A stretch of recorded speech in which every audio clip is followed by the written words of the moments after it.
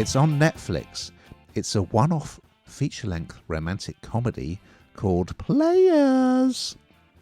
It arrived on Wednesday the 14th of February, and here is a clip. Who is she again? That's Nick Russell. He's New York's most eligible bachelor. He's a war reporter. And he saved an actual orphan from an actual burning building. Was it burning? Collapsing? Sinking? Maybe just like a bad building somewhere. What's wrong with you? I might like him.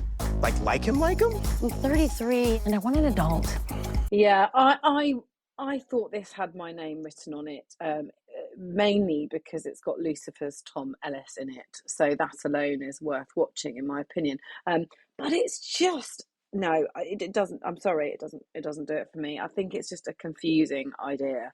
I found the whole thing just complete. I mean, it's fine. You can watch it. You won't hate it. I don't think there's anything to hate about it. But would it be something that we'll be talking about in 10 years' time? I mean, this will get dug up in 10 years' time, and somebody will say, "Yes, you are." But I don't know that we will be. And this is, I don't know. It is a bit different. So it isn't just your regular sort of love story. So it is a bit different, and it follows New York sportswriter Mack, who runs this playbook scheme with her best mate Adam, and the idea is that they come up with these loads of rules for you to be able to snag your target, I suppose, and be able to talk around anybody you want for one night stand essentially. But the big rule is that these relationships can't become serious. They are just players. They're just going and having fun. But of course, what happens is, yes, you guessed it, she fell in love after her one night, and that's what they're trying to then navigate. And the people on the receive, it's arguably quite cruel because they know what they're doing, the other person doesn't, and they're falling for someone they shouldn't be falling with, and they try and navigate that. It's a bit complicated, it's a bit messy. I just, is this guy really her soulmate? Will it be somebody she really wants to be with, and yet she can't be because it's all a big game? It's a bit far-fetched for me. It's got Tom Ellis in, worth a watch. That's really where, it's not a great weekend. Agreed, and rather unfortunate that, again, it's landed on Valentine's Day.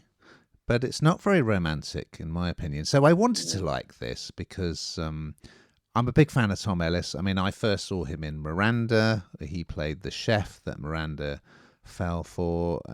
And he's one of the British actors who's really broken through in the States. And he, as you say, he was in Lucifer. He was great in that.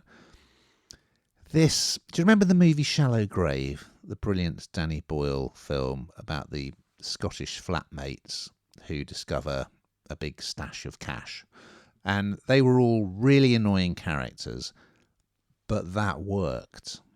In this, these characters are really annoying because why not just have a one night stand with someone? Why have to go through these elaborate lies in a bar, pretending to be someone you're not, setting up some sting just to trick someone into having a one night stand? I mean, you don't need to do that. And also, it's cruel, as well. It's just, you don't empathise with these characters at all. I do think Gina Rodriguez has a lot of charisma, but I didn't really care about the character or her suddenly wanting to have a proper boy. I mean, okay, if you want to have a proper boyfriend, all she has to do is date the guy, talk to him, ask him on a date. They don't have to come up with all these elaborate ruses for them to get together. Yeah. It's just really... It's all really unnecessary, and what they seem to think is funny and cool, I just thought it was really obnoxious behaviour. But anyway, that's just me. So, yeah, I mean, I like seeing Ellis. He's always good value, and he's this sort of dreamboat guy who's like almost too good to be true.